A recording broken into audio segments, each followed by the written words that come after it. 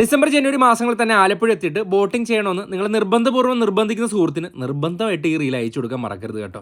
ആലപ്പുഴയിൽ ഷിക്കാർ റൈഡാണ് ഞങ്ങൾ ഇന്ന് പ്ലാൻ ചെയ്തിരിക്കുന്നത്. ഏകദേശം 2 മണിക്കൂറത്തെ. എത്ര രൂപ ചാർജ് വരും? അത് നമ്മുടെ സ്വന്തം വണ്ടി പാർക്ക് ചെയ്യുന്നതിന്റെ ചാർജ് പറയും. ബൈക്ക് ആണെങ്കിൽ 50 രൂപയും കാർ ആണെങ്കിൽ 100 രൂപയാണ് ആ ഏരിയയിൽ പാർക്കിംഗ് ഫീസ് മേടിക്കുന്നത്. നമ്മുടെ അടുത്ത് ഷിക്കാർ ബോട്ടത്തിൽ ഏകദേശം 30 പേരുടെ കപ്പാസിറ്റി ഉൾക്കൊള്ളാവുന്നതാണ്. പക്ഷേ അറ്റാച്ച്ഡ് ബാത്റൂം ഒരിക്കലും ഷിക്കാർ ബോട്ടിന് ഉണ്ടാകത്തില്ല. അത് ശ്രദ്ധിക്കുക.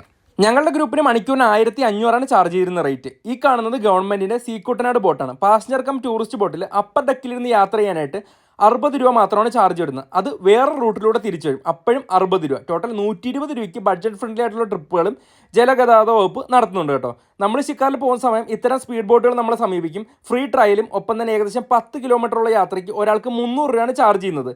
എപ്പോഴും ഷിക്കാറിൽ പോകുമ്പോൾ ഉള്ളേരിയയിലൂടെ പോകാൻ നിങ്ങൾ ശ്രദ്ധിക്കുക കേട്ടോ. അത് വളരെ മികച്ചൊരു എക്സ്പീരിയൻസ്. രാവിലെ 6 മണി മുതൽ വൈകുന്നേരം 7 മണി വരെ കേട്ടോ ഷിക്കാറിന്റെ ടൈമിങ്സ് ഒക്കെ വരുന്നത്. മോർണിംഗ് സൺറൈസ് കാണാൻ പോകുന്നവർക്ക് ചെറിയ ഡിസ്കൗണ്ട് ഒക്കെ കിട്ടും. ഇത്തരം ചെറുവള്ളങ്ങളുള്ള ബോട്ടിങ്ങുകളുണ്ട് കേട്ടോ. പോളം നിറഞ്ഞത് കാരണം ഞങ്ങൾ തിരിച്ചു.